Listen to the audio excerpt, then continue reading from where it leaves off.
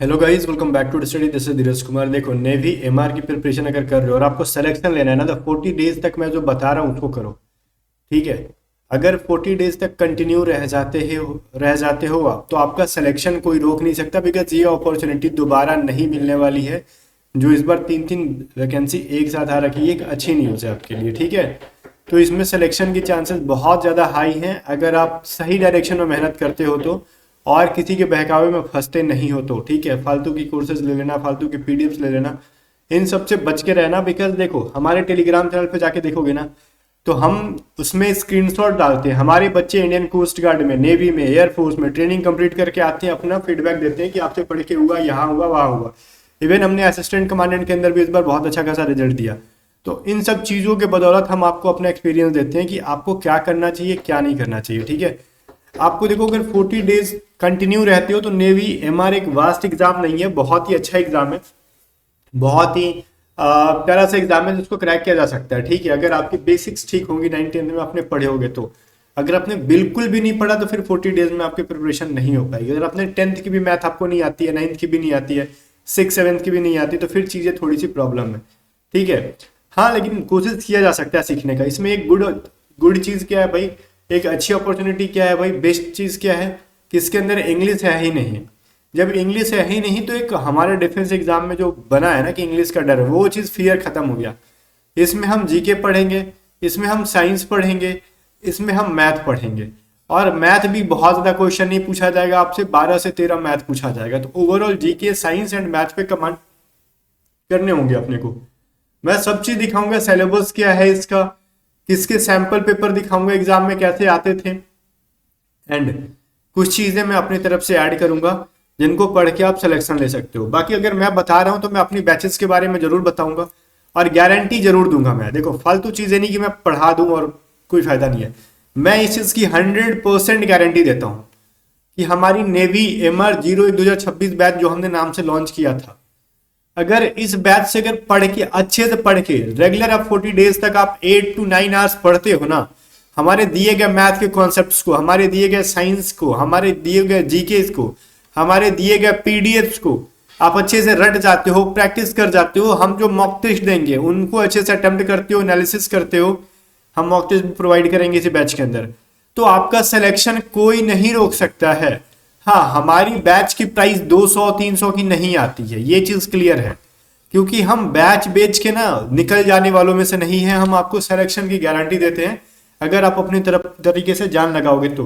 Because आप जब भी देखोगे ना, अगर कोई बच्चा, देखो मैं एक चीज़ बताऊं, अगर नेवी की भी प्रिपरेशन करना चाहता है, वो नेवी एमआर की, कोस्ट गार्ड डीबी की, ठीक है, तो वो बच्चा इस बैच को ज्वाइन ना करे, वो रक्षक 2.0 ज्वाइन कर लेना, क्योंकि उसी के अंदर उसका नेवी एमआर का प्रिपरेशन हो जाएगा। ठीक है। अगर कोई बच्चा सिर्फ नेवी एमआर के लिए पढ़ना चाहता है, ठीक है ना, तो वो बच्चा इसके अंदर पढ़े, जिसकी प्राइस आपको 524 रुपीज है। अगर कोई कोस्ट गार्ड की भी तैयारी कर रहा है तो हमारे ऐप पे आपको रक्षक बैच नजर आएगा, रक्षक 2.0, वो ज्वाइन करना। उसकी प्राइस ज्यादा नहीं है, 633 ही है, 100 रुपए का अंतर है। उसको ज्वाइन करने से आपका कोस्ट गार्ड का सेक्शन 1 भी कंप्लीट हो जाएगा और नेवी एमआर भी प्रिपेयर्ड हो जाएगी। आप अगर नेवी एमआर की सिर्फ प्रिपरेशन कर रहे हो तो आप नेवी एमआर की बैच लेना। यहां से मैं गारंटी देता हूं कि मैथ जितना मैं बेसिक से कम टाइम में और बहुत ही अच्छा खासा नॉलेज जो मैं आपको देने वाला हूं, वो आपको कोई नहीं देगा और कहीं से नहीं मिलेगा। ठीक है। मैं बुक्स के ऊपर भी आऊंगा, हर चीज के ऊपर जाऊंगा, आप टेंशन ना लेना। कंप्लीट प्रिपरेशन के बारे में बताऊंगा। हम इसके अंदर जो जीके की पीडीएफ देंगे, साइंस की पीडीएफ देंगे, साइंस की क्लासेस देंगे। एटलीस्ट उतना चीजों को कर लो, आपका सिलेक्शन कोई रोक नहीं देगा, रोक नहीं पाएगा। और हम मॉक टेस्ट भी प्रोवाइड करेंगे रिकॉर्डेड बैचेस के साथ, पीडीएफ के साथ। तो ये टू स्टडी ऐप का लिंक डिस्क्रिप्शन में, या फिर आप व्हाट्सअप करके भी हमारे टीम मेंबर से बात कर सकते हो, व्हाट्सअप कर सकते हो, कि वो बता देंगे किस तरीके से बैच में जुड़ना है। अब मैं आपको एक दो चीज बताता हूँ। सेक्शन 1, सेक्शन 2, ये जो आपके दो एग्जाम होते हैं, एक तो स्टेज 1 जो आपका ऑनलाइन एग्जाम होगा, पास हो जाओगे, जब फिजिकल में जाओगे तो अगेन से इसी सिलेबस के बेसिस पे आपका स्टेज 2 होगा। दोनों में फर्क क्या है, पहला स्टेज 1 सेम सिलेबस का आपका ऑनलाइन होगा, इसमें नेगेटिव मार्किंग होगी। स्टेज 2 आपका ऑफलाइन ओएमआर पे होगा, जिसके अंदर कोई भी नेगेटिव मार्किंग नहीं दी जाती है, बट पूरा का पूरा पैटर्न वही होगा। और हमारे इस बैच में दोनों के लिए प्रिपरेशन हो जाएगी, अलग अलग से करने की जरूरत नहीं पड़ेगी। अब देखो इसमें है ही क्या, आप देख लो। अगर आप साइंस पढ़ना चाहते हो ना, ये कह रहे हैं नेचर ऑफ मैटर्स पढ़ा दो, यूनिवर्स पढ़ा दो, इलेक्ट्रिसिटी एंड इट्स एप्लीकेशन पढ़ा दो, फोर्स एंड ग्रेविटेशन पढ़ा दो, न्यूटन्स लॉ ऑफ मोशन पढ़ा दो, वर्क एनर्जी एंड पावर पढ़ा दो, हीट पढ़ा दो, टेम्परेचर पढ़ा दो, मेटल नॉन मेटल पढ़ा दो, कार्बन एंड उसके कंपाउंड पढ़ा दो, ठीक है। फिर sounds, wave and motion atomic structure पढ़ा दो। इतना ही साइंस का रहे हैं आपसे। इतना साइंस करने में आपको 7 से 8 दिन में मैं आपको करवा दूंगा। हमारे जो क्लासेस हैं उसको रट्टा अगर मार दोगे अच्छे से तो 7 से 8 दिन में चीजें कवर हो जाएंगी, ठीक है। चलो, बहुत अच्छी चीज है। फिर मैथ में देख लो ये क्या कह रहे हैं आपसे। मैथ में आपको सिलेबस जिक्र कर रहा हूं अभी। मैथ में आपको कह रहे हैं मैथमेटिकल सिंप्लीफिकेशन, एक दिन में कॉन्सेप्ट सीखो, रेगुलर रोज रोज इसके क्वेश्चन प्रैक्टिस करो, क्योंकि सिंप्लीफिकेशन एक दिन में सीखने वाली चीज है एंड और अगले दिन भूल जाने वाली चीज है। अगर क्योंकि भूल जाओगे या फिर इसकी स्पीड खराब हो जाएगी अगर रेगुलर बेसिस पे मैथ के क्वेश्चन सॉल्व नहीं करते हो तो आप। तो ये रोज वाला काम है mathematical simplification. Ratio and proportion, algebraic identities, linear equation, polynomial, simultaneous equation, basic trigonometry भी पूछा जाएगा इसके अंदर, सिंपल मेंसुरेशन, ज्योमेट्री, ठीक है, मेजर ऑफ सेंट्रल टेंडेंसी मतलब एवरेज मीडियन मोड। फिर आपका इंटरेस्ट का क्वेश्चन रहेगा, प्रॉफिट लॉस रहेगा, परसेंटेज रहेगा, time and work, time speed and distance. ये सभी चीजें हमने बैच के अंदर अपलोड कर दी हैं, रिकॉर्डेड चीजें, ये सभी चीजें हमने अपलोड कर दी हैं। तो इनमें अगर आप जान लगाओगे ना पूरे सिलेबस में, तो आप with in 30 days, with in 25 days चीजों को सीख पाओगे कम टाइम के अंदर, रेगुलर 8 से 10 घंटे देके। बाकी के बोलोगे 10-12 दिन क्या करेंगे, तो दबा के रिवीजन एंड दबा के प्रैक्टिस। एंड गाइस एक चीज मैं कहूँ आपको, revision and practice regular basis पे होना चाहिए। ये नहीं कि अभी हम नया नया सीख लें और बाद में फिर नौटंकी चलेंगे, ये सभी चीजें नहीं। आपको रेगुलर बेसिस पे प्रैक्टिस करते जानी है चीजों को, और हम पीडीएफ प्रोवाइड करते हैं सभी चीजों की प्रैक्टिस करने के लिए। फिर देखो जियोग्राफी के अंदर, देखो जेके के अंदर आपको जो 25 क्वेश्चन आएंगे, सेक्शन 1 में 25 क्वेश्चन रहेगा जिसमें 13 आपके मैथ रहते हैं, 12 साइंस रहता है, ठीक है। और इधर 25 जीके रहेंगे जिसके अंदर soil, river, mountain, port, land, harbour, ये सभी चीजों को हमने बैच में अपलोड कर दिया है। कल्चर एंड रिलीजन हमने पढ़ा दिया है, freedom movements, important national facts about India, heritage, arts, dance, ये हमने पढ़ा दिया है। हिस्ट्री के अंदर क्या पढ़ना है, हम इसको बेसिक पीडीएफ प्रोवाइड करेंगे, क्योंकि हिस्ट्री अगर हम डिटेल में पढ़ने बैठेंगे तो कतई वो यूपीएससी लेवल पहुंच जाएगा और हमसे नेवी एमआर नहीं प्रिपेयर हो पाएगा। तो जो मोस्ट इंपॉर्टेंट क्वेश्चन होंगे कुछ हम वीडियो क्लासेस कराएंगे और मेनली इसकी पीडीएफ दे देंगे जहां से आप रट्टा मार लोगे। डिफेंस से रिलेटेड चीजें, Wars, नेवर्स, awards and authors, discoveries, disease and nutrition, ये हमने क्लास के दौरान कराया। करंट अफेयर हम कराएंगे, ठीक है, languages, Capitals and currencies, common names, full forms and abbreviation, ठीक है, eminent personalities, national birds, animals, sports, flowers, anthem, song, flag, monuments, sports championship, winners, terms, number of players, ये सभी चीजें हैं जो हमारी क्लासेस के अंदर पीडीएफ के अंदर मिलेंगी एंड ये आपके सिलेबस के अंदर है। तो ये तो रहा, हमने सिलेबस बताया और ये हमने कहा कि हमारे जो है बैचेस से पढ़ सकते हो। अगर कोई बच्चा कहे कि ना हम बैच ही नहीं लेना चाहते हैं तो हम बुक से पढ़ेंगे, तो वो भी मैं बताऊंगा। देखो मैथ के लिए तो सिर्फ बुक से प्रिपरेशन नहीं हो पाएगी, ये चीज श्योर कर लो। मैथ बिना किसी टीचर के आप सोचोगे कि हम सेल्फ स्टडी से सीख ले, वो पॉसिबल नहीं है, मैथ के लिए करना पड़ेगा। तो इसलिए अच्छा से बैच पूरा कर लो। साइंस करना चाहते हो, साइंस के लिए लूसेंट की जो साइंस आती है, लूसेंट की एक स्पेशल साइंस आती है, उस बुक से ना इन सारे टॉपिक्स को कर लो जो इसके अंदर दे रखा गया है। मैं गारंटी देता हूँ कि एक क्वेश्चन आपके एग्जाम में नहीं छूटेगा। अगर मान लो कोई बच्चा बैच नहीं है, जो लूसेंट की सिर्फ साइंस आती है, लूसेंट जीके वाली बुक नहीं बोल रहा हूँ, लूसेंट की एक अलग से साइंस आती है, उसको लेना, इन टॉपिक्स को क्लियर कर लेना। जीके के लिए क्या करेंगे सर, तो लूसेंट जीके जो बुक आती है ना लूसेंट की, उससे जियोग्राफी के इन टॉपिक्स को करना, इन सभी टॉपिक्स को करना एंड ठीक है, जो जो टॉपिक्स दी गई है एंड जो लूसेंट जीके के अंदर लास्ट में मिसलेनियस दिया रहता है, तो उन मिसलेनियस को जितने अच्छे से कर लो, क्योंकि मिसलेनियस से 5 से 7 क्वेश्चन डायरेक्टली आपके एग्जाम में हर बार दिखते हैं।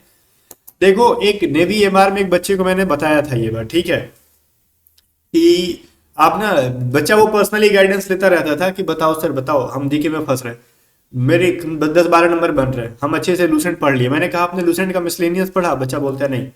मैंने कहा मिसलेनियस भी कर लो, ठीक है।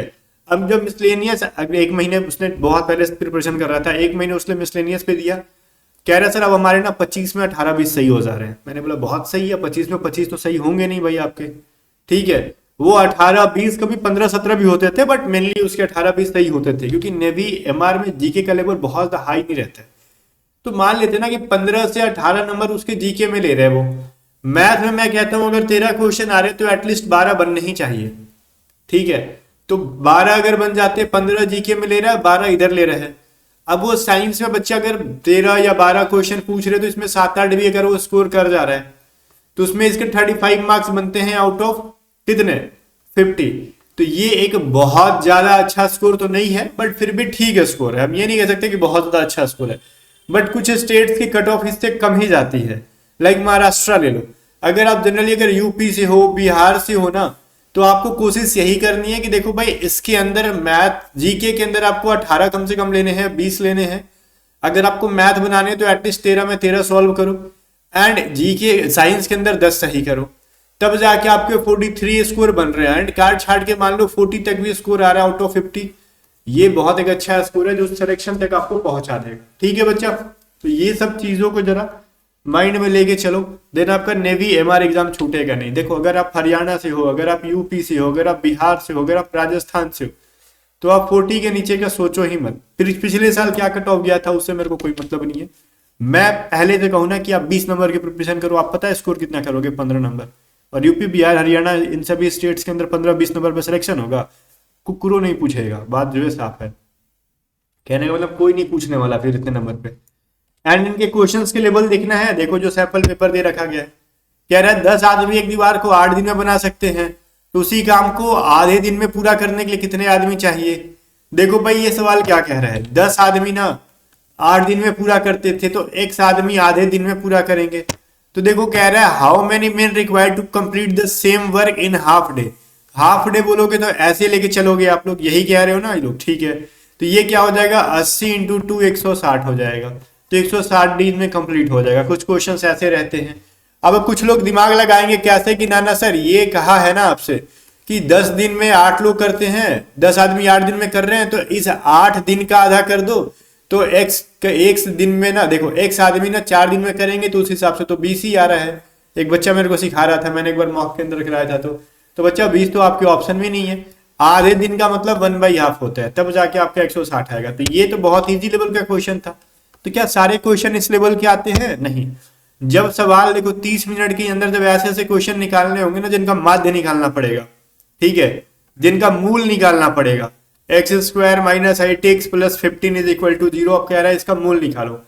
अगर आपको फॉर्मूला पता है तो निकालोगे, बेसिक पता है तो निकालोगे, अदरवाइज आप बैठे रह जाओगे। बात समझ में आ रहा है? बोलोगे हाँ समझ में आ रहा है, लेकिन कुछ समझ में नहीं आ रहा क्या आपने बोला। रूट निकालने के लिए कहा जाएगा तो आप बैठे रह जाओगे। अगर A to Z स्टडी से बच्चा पढ़ा रहेगा तो कहेगा सर इसको तो हम ऑप्शन से ही निकाल लेंगे। मैं बोलो, आप बोलोगे कैसे सर? देखो सर 15 इंटू एक्स करोगे तो 15x² होगा ना, ठीक है। तो मेरे को 8x को उसी हिसाब से तोड़ना है कि मेरा 15x² हो, तो मैं 3 और 5 को लूंगा, तो 3x इंटू 5x क्या हो जाएगा, 15x² हो गया ना, और 3 5 जोड़ेंगे तो 8 भी हो जाएगा, -3 - 8 तो हो गया ना। एक ही ऑप्शन ही है तो उसको हम आंसर कर देंगे। तो ये डिफिकल्ट लेवल वाले सवाल भी हम बैच में पढ़ाते हैं इतने प्यार से कि कहोगे सर मजा आ गया। बाकी ये सब तो अंडा फंडा है, ऐसे सवाल को तो आप फोड़ दोगे। हालांकि ये तो मैथ का क्वेश्चन हो गया। अब कहोगे साइंस के कैसे क्वेश्चन आते हैं, तो ये रहे निम्नलिखित में से कौन सौर सेल बनाने के लिए उपयोग नहीं किया जाता है? ध्वनि की प्रबलता और गहराई निर्भर करती है। वैद्युत आवेश का एसआई यूनिट क्या है? ऐसे क्वेश्चन, ठीक है, ये साइंस के क्वेश्चन पूछे हैं। जीके कैसे पूछा है, सबसे बड़ा ग्रह कौन सा है? ऋग्वेद में किसकी पूजा होती थी? एलोरा का महानतम ऐतिहासिक स्थल के बारे में पूछ रहा है जो हिंदू देवता को समर्पित है। भारतीय राष्ट्रीय कांग्रेस की गठन कब हुई थी? NH4 किसको जोड़ती है? ये सभी चीजें बैच के अंदर आपको दिखेगी ना। नेशनल हाईवेज के बारे में पढ़ा रखा है। बाकी जब पूरा सैंपल पेपर देखोगे ना, 25 जीके में से आपको 5 से 7 क्वेश्चन डायरेक्टली लूसेंट के मिसलेनियस से देखने के लिए मिल जाएगा। तो मैंने ये सैंपल पेपर दिखा दिया आपको जो ऑफिशियल है, मैंने आपको सिलेबस दिखा दिया जो ऑफिशियल है, मैंने आपको बुक्स बता दी जिससे पढ़ सकते हो, और मैंने बेस्ट बैच बता दिया जहां से आप कर सकते हो। ये कंप्लीटली डिसीजन आपका होगा कि आप कहां से पढ़ोगे कहां से नहीं, ठीक है। करियर आपका है, पैसा आपका है, लगाना आपको है, ठीक है, दिमाग आपका है, पढ़ना आपको है। बाकी चीजें मैं गाइडेंस कर सकता हूँ, मैं यूट्यूब पे भी क्लासेस कराऊंगा, बट हमेशा से याद रखना कि यूट्यूब से पढ़ के सिलेक्शन वही बच्चा ले सकता है जिसकी कुछ चीजें पहले से प्रिपेयर्ड हो। जीरो लेवल पे हो तो आप यूट्यूब के भरोसा नहीं लेना, जिसकी क्लासेस आपको समझ में आती है वहां से बैच ज्वाइन कर लेना। हाँ, हो सकता है कुछ लोगों की बैचेस मेरे से महंगी हो, कुछ लोगों की मेरे सस्ती हो, या फिर कुछ मेरा मेडियोकर हो, या मेरा ही सबसे महंगा हो। तो आप फ्यूचर बनाना चाहते हो तो पैसे के बारे में एक बार तो मत सोचना, ठीक है। मैं ये नहीं कहता हूँ कि मेरा ही बैच लो, आपको जहां से अच्छा लगे ना बैच लेके पढ़ लेना। एंड यूट्यूब के सहारे प्रैक्टिस, यूट्यूब को जस्ट प्रैक्टिस के लिए रखना, ठीक है, बैकअप के लिए। बैच लेके पढ़ना जहां से आपको जिसकी बातें समझ में आए, जिसको जिस पे ट्रस्ट हो वहीं से। बाकी गाइस मिलते हैं नेक्स्ट वीडियो में, तब तक बाय बाय। वीडियो रख के शेयर कर देना, स्टडी को सब्सक्राइब कर लेना एंड चीजों को 40 डेज तक कंटिन्यू रखोगे तो ही सिलेक्शन रहे होगा। अगर आप थोड़ा सा भी छोड़ देते हो, कहानी खत्म।